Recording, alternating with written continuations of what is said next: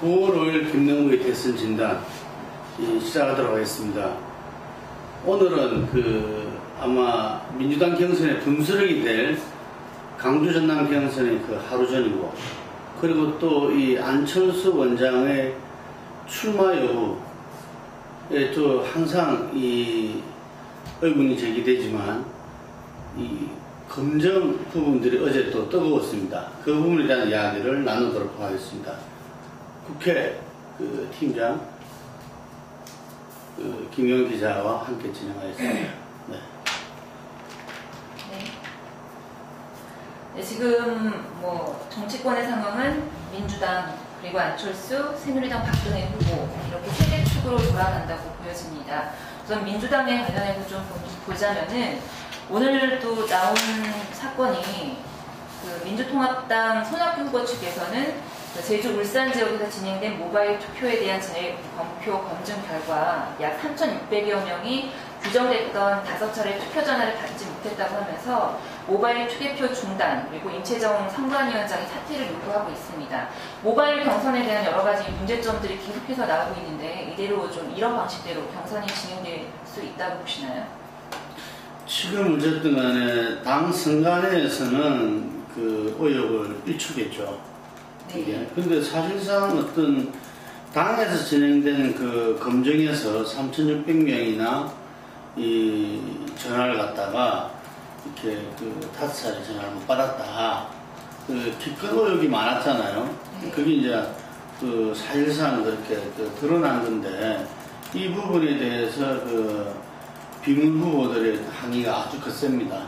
이게. 그래서 지금 차제에 어쨌든 간에 완전 국민 경선으로 국민 감동 드라마를 만들겠다는 민주당에서 핵심적인 게 모바일 경선인데, 오히려 당신과 민심을 갖다가 위반시키고 있다, 왜곡시키고 있다, 이러면서 모발심, 이런 식으로 해서 오히려 좀 비아냥의 대상이 되고 있어요. 그래서 상당히 이게 지금 민주당으로서 상당히 문제고, 자칫 잘못하면은 이것이 이 통합 진보당의 어떤 모바일 경선의 문제, 거기서부터 지금 이제 완전 당이 이제 와해 지경에 처해진 거 아닙니까? 아마 오늘내일 이렇게 이 탈당선은 또 이어지리라 보는데, 그래서 그런 측면에서 상당히 우려된다. 그래서 지금 이제 거의 이제 중반전을 치닫게 될 건데, 차제의 어떤 이 선관위 차원이 아니라 당 지도부 차원에서 모바일 경선에 대해서 어떤 뭔가 조치가 필요하지 않나. 또 한편으로 지금 모바일 경선이 지역마다 하면서 지금 이제 이 표를 갖다가 발표하지 않습니까? 그런데 이게 후보가 지역 연설에 끝나기 전에 모바일 투표는 다 끝나버려요. 이게. 그래서 어쨌든 간에 지역에서도 연설을 듣지 못한 상태에서의 어떤 투표 결과, 이거는 어떤 이 의도된 투표가 아니냐, 이런 이야기도 있고, 그래서 이 선관위 위원장의 사퇴가 중요한 게 아니라 모바일 경선에 대해서 우리가 그런 말이 있을 때, 늦었을 때가 빠를 때다, 이런 말이 있는 것처럼 좀 이렇게 어떤 당에서 이제는 차제의 어떤 뭔가 대책, 결단이 좀 필요하지 않나, 이래 봅니다. 네, 민주당에서 대선 후보 경선의 최대 분수령이 역시 6일 진행될 광주 전남 순회 경선이라고 할 수가 있겠습니다. 약 14만 명이 지금 대규모 선거인단이 참여하는 데다 호남의 민심은 이전에서 아주 중요한 지역인데요. 민주당의 광주 전남 경선을 좀 어떻게 전망하고 계신지 말씀 좀 해주세요. 예, 지금 이제 전북 경선 이후로 누적 투표에서 이제 50%가 꺾였잖아요. 예. 그리고 그 이후에 이제 지금 문재인 후보가 경남까지 무려 7연승입니다. 한 번도 1등 뺏긴 적은 없어요. 근데 7연승인데 누적 투표는 지금 46.15%, 예를 들면은 50% 가반이 안 되죠. 왜냐하면 이게 왜 중요하냐면 50%가 안 되면은 결선 투표 조항이 지금 제도적으로 들어가 있기 때문에 그렇습니다. 이게 손학규 후보와 김동완 후보가 25.78, 14.74, 정세균 후보가 전북에서의 어떤 이의를 바탕으로 해가지고 지금 이제 13.34 지금 3위 김정은을 바싹 지금 쫓아서 있죠. 이게 그런 가운데에서 지금 내일 벌어지는 강주 전남 경선은 13만 9천이라는 최대의 어떤 선거인단이죠. 이게 어찌 말하면 지금 이제 있는 득표인 수 전체를 합한 것보다도 지금 선거인단이 많죠. 예. 그런 측면에서 이제 저희 폴리뉴스가 좀 이렇게 나름대로 이렇게 좀 자체 조사를 이렇게 각 캠프에 물어봤을 때 대체적으로 한 50% 정도의 투표율, 지금 현재 투표율도 상당히 문제입니다. 현재 이 민주당 경선에서 이전에 입구 전당대회도 한 69.5% 정도 투표율을 마크했는데 지금 현재 50%가 지금 채 안 되는 이 투표율입니다. 이게. 그리고 전북에서는 37.5%에 불과했어요. 그래서 전남의 또 투표는 어찌 되는가 굉장히 주목을 받고 있는데 한 50% 정도 되지 않겠나라는 게 각 캠프의 예상이었어요. 이게 그 중에서 그러면은 약 14만에서 50%만 7만 정도가 투표를 하게 될 건데 그 7만에서 대체적으로 보면은 문 후보가 한 35% 그리고 이 정세균 후보가 한 30% 그리고 손학규 후보가 한 25% 이렇게는 30% 내외, 25% 내외, 그리고 김장 후보가 10% 내외 이렇게 정도를 이제 이 의견들 종합해 보니까 이 정도 되겠다. 그랬을 때 어떤 표로서 이걸 봤을 때 한 25,000표, 2만 표 내외, 17,000표, 7,000표 정도를 마크하게 되면서 누적 득표율을 보면은 문재인 후보는 46.15%에서 한 5% 정도가 빠진 41% 정도, 1.1%, 손학규 후보는 한 1% 정도가 정대되고, 김두관 후보는 한 2% 정도가 이 누적 득표율이 낮아지고, 정세균 후보가 상당히 약진하죠. 한 6% 정도 올라가는. 그래서 3, 4위가 바뀔 가능성이 크다. 그래서 내일 강주 전남에서 어떤 1, 2위의 어떤 역전은 뭐 좀 어려울 것이고 다만 이 점차적으로 누적 득표율이 점차적으로 내려가는 그 경향은 지속될 것이다. 그래서 한 문재인 후보가 이제 40% 턱에 걸리게 되는 거고 정세균 후보가 잘하면 20%대까지도 이렇게 노릴 수 있는 그러한 서로의 어떤 이 판세 역전의 기회가 아닌가 이렇게 보여집니다. 예. 지금 안철수 원장 얘기도 좀 넘어가 볼게요. 지금 안철수 원장 검증 작업이 계속해서 진행이 되고 있는데 지금 또 논란이 가장 되고 있는 것은 재개발 딱지 의혹이 계속해서 제기가 되고 있습니다. 88년 한적촌 재개발 아파트 딱지를 매입해서 그 다음에 입주한 서울 동작구 사당동 대림아파트 그리고 1993년에 입주한 강남구 도곡동에 있는 아파트 역시 모두 안 원장의 모친이 돈으로 장만한 것이라는 그런 얘기가 나오고 있고요. 그리고 지난해 11월까지 살았던 용산구 이촌동 아파트도 사실상 실소유주는 장모라는 이런 얘기가 계속해서 나오고 있는데요.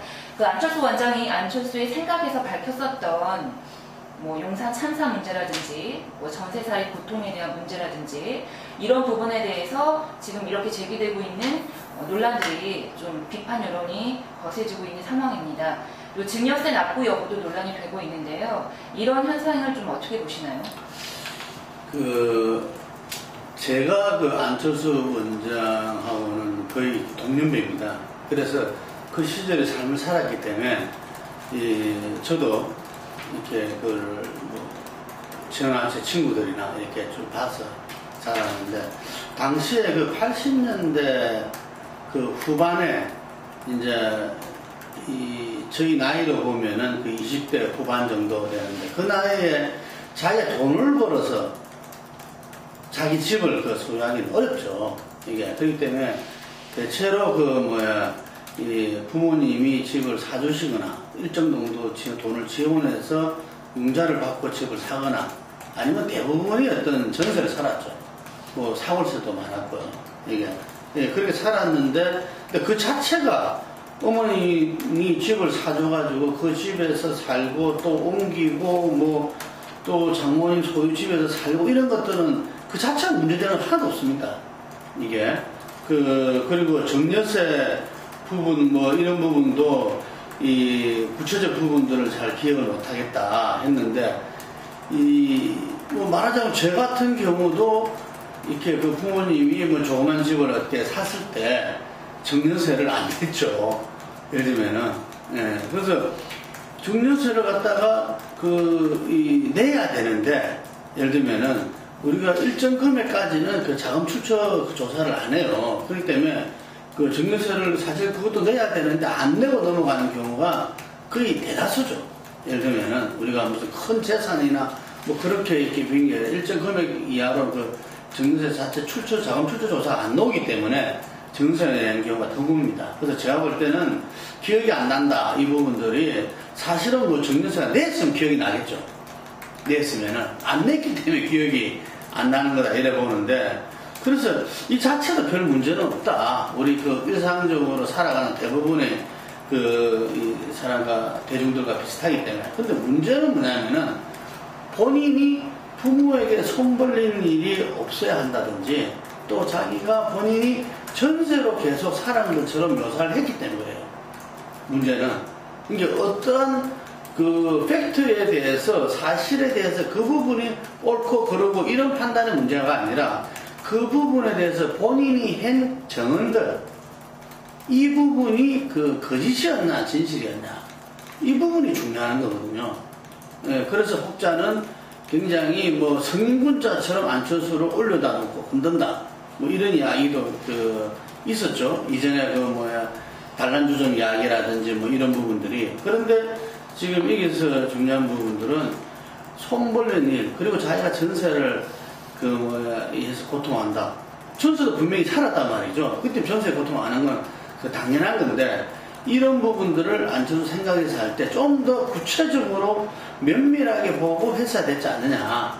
예를 들면 지금 이제 그쪽 이야기도 안철수 측 이야기도 보면은 딱지를 사서 그 어머니가 산 집에 산 거는 팩트란 이야기죠. 이게 그런 부분들도 실제 우리 한 시대의 한 그것을 나타내는 거거든요. 그래서 그런 부분을 했을 때 상당히 그 사당동 그 부분들이 철거의 싸움이 투쟁이 아주 치열했던 곳이거든요. 그래서 그런 이야기를 갖다가 좀 더 면밀하게 봐서 좀 진솔되게 당시에 정말 자기가 그렇게 뭐가 했는데 그거를 모르는 가운데에서 나중에 보니까 그걸 알게 됐다 라든지 저는 이러한 진솔한 어떤 자기 고백이 좀 있어야 되지 않나 이렇게 생각합니다.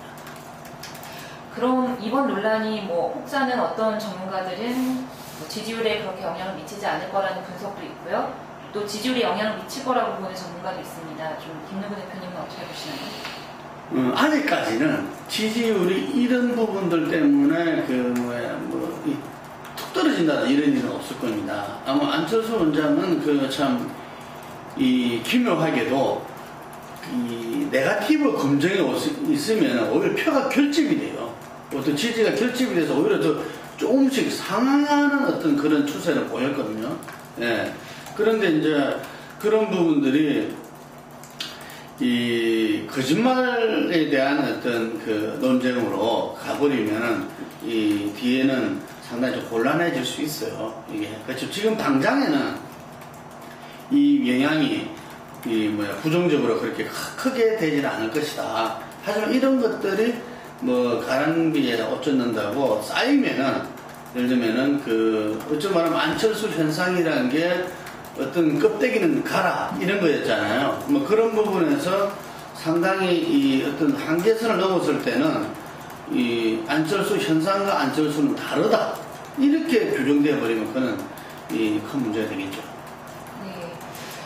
그리고 안철수 원장이 지금 최근 또 가장 관심을 받고 있는 것이 충남 홍성에 최근에 가서 대통령이 목표는 아니다라고 발언을 했습니다. 또 그리고 아직 나이도 있으니까 이번 일은 다음이든 기회가 닿을 수도 있으며 최종 목표는 대통령이 아니다 이런 취지로 말을 했다고 하는데요. 해석을 놓고 분분합니다. 대통령 출마를 안 하겠다는 것이냐 해석을 놓고 지금 여러 가지 해석이 나오고 있는데 좀 어떻게 보시나요? 그러니까 그 새누리당을 중심으로 한 부분에서는 어쨌든 안철수 출마를 바라지 않죠. 지금 이제 박근혜 대선을 위협하는 요소가 그 유일하게 안철수잖아요. 근데 안철수 출마 안 하는 것은 자기들 대선 전략에 굉장히 중요한 거죠. 출마를 하고 안 하고 엄청나게 차이가 나는 거니까요. 그래서 희망사항도 그 보태지는 거죠. 이게. 그래서 새누리당을 중심으로 해가지고는 안철수가 출마 못할 것이다. 이게 뭐 여러 가지로 심지어는 뭐 심각하다 이런 말까지도 하면서 이 네거티브 감정이 또 지금은 그냥 잽을 날리는 수준이고 메가톤급이 뭐 굉장히 준비되어 있다. 그래서 잽에도 지금 휘청거리는데 결국은 출마 못할 것이다. 뭐 이런 이야기들을 출구 전략으로서 이 안 원장이 대통령의 목표는 아니다. 뭐 이런 이야기를 지금 하고 있는 거다. 이렇게 이제 이야기를 해요. 그래서 그쪽에서 이제 점점 이제 출마 못하는 게 이제 드러나고 있다. 이렇게 이제 이야기를 하는데 그 안철수 측에서 이야기를 했듯이 안철수 생각이라는 책에서도 본인은 그 대통령의 어떤 목표를 한다. 예를 들면 우리 유명한 YS처럼 중학교 때처럼 대통령이 되겠다는 것을 갖다가 책상 위에 써놓고 했던 그러한 권력의식을 갖고 있는 것은 아니죠. 뭔가 이 사회와 나라를 위해서 뭔가 자기 역할을 하고자 하는 것 속에서 서울시장도 생각을 했던 거고 그 이후에 어떤 대통령에 대한 어떤 국민적 요구가 있었고 안철수 현상에 따라서 그리고 총선에서 민주당의 찜에 따라서 자기가 다시 한번 더 생각을 하게 됐다 이런 그 이야기고 뭐 중요한 건 자기가 하는 워딩 중에서 이 대통령 출마 이런 부분들도 주어지는 것이다. 자기가 원했어. 자기의 의지가 아니라 이 나라와 사회가 어떤 역할을 갖다가 주어지는 것이다. 이렇게 표현을 했죠. 근데 통틀어서 말하자면 그런 것도 시점이 이제는 그 마지막을 달하고 있다. 지금 100일 지금 앞둔 시점 아닙니까? 그래서 이런 시점에서 차제에 이제는 이 안철수 생각이라는 저서를 내고 국민의 생각을 들어보겠다 그랬잖아요. 그래서 이제 그 들어보겠다는 그 시간도 지금 많이 지났어요. 그래서 많은 이야기를 지금 듣고 있는 걸로 알고 있고 그래서 제가 볼 때는 조만간에 그 결정은 내리겠지만 사실 1차 결정은 여러 루트를 통해서 챕터 한 방에 의하면은 내렸고 정말 구체적으로 어떻게 하는 것이 그 모두에게 도움이 될 것인가, 나라에 도움이 될 것인가, 이걸 두려운 마음을 가지고서 지금 이제 최종적인 어떤 결단의 시점과 방식, 여러 가지 고민하고 있다고 봅니다. 예, 알겠습니다.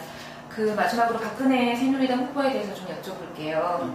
그 박근혜 후보가 대선 출마 선언을 한 이후에 새누리당 내에서는 그 과거사 문제를 가지고 논란이 좀 많았습니다. 홍사덕 전 의원의 발언도 그렇고 그리고 또 일각에서는 외부 인사 중심으로는 박근혜 대표가 좀 후보가 전향적인 입장 표명을 해야 하지 않나 이런 목소리들이 좀 많았는데요.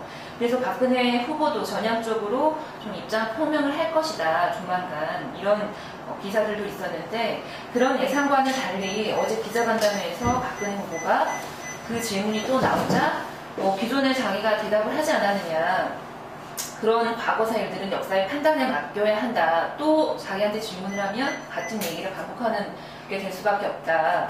그리고 홍사덕 전 의원의 유심 유하 발언, 이런 발언은 개인의 생각이지 그걸 일일이 논평할 필요는 없다라고 발언을 했습니다. 그러면서 민생을 지금은 챙길 때다 이렇게 발언을 했는데 좀 어떻게 보시나요? 상당히 이제 기자들한테 선을 끄는 거죠. 그 말은 어떤 측면에서는 5.16 유신 등에 대해서는 다시 좀 이렇게 안 물어봤으면 좋겠다.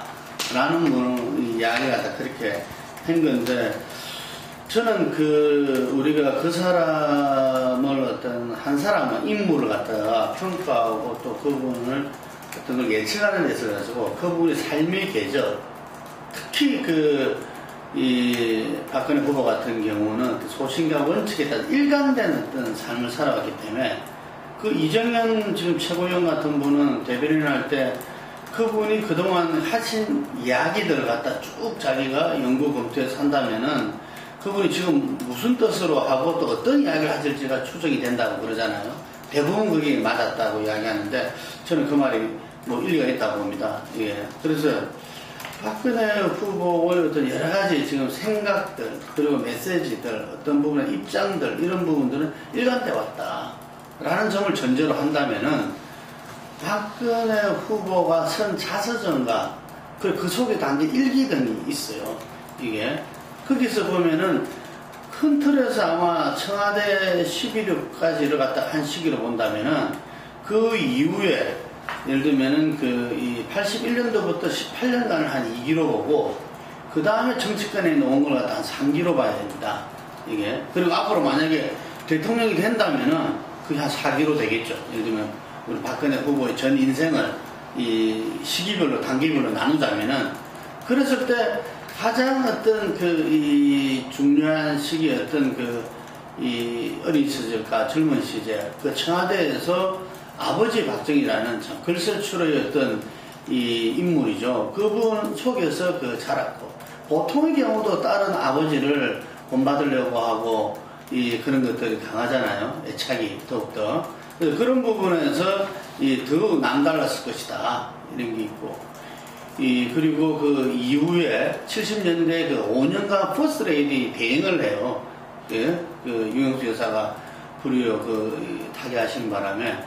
그럼 그러다 보니까 온갖 행사, 모든 행사에 주재하기도 하고 참석하기도 하고 주도하기도 하고 뭐 했던 거죠. 예를 들면은. 그러다 보니까 당시에 그런 부분들이 굉장히 신념에 차서, 예를 들면은 자기 의지에 따라서 정말 국가와 나라를 위한 이 활동을 했다고 나와 있어요. 이게. 그런데 이제 이 11.6에 의해서 또 5.17에 의해서 상당히 치꺼의 18년을 보내게 돼요. 이게. 그 치꺼의 18년 동안에 써놓은 일기를 보면은 상당히 어떤 이렇게 감내하고 삭히고 이게 이런 부분들이 많이 나와 있어요. 그래서 선도 익히고 당시에 예를 들면 그래서 아마 지금도 그런 유세 때 강행군을 하더라도 견뎌낼 수 있는 어떤 육체적인 어떤 강함 이런 부분들이 행 같은데 정신적으로도 굉장히 마인드 컨트롤 같은 건데 성숙됐죠.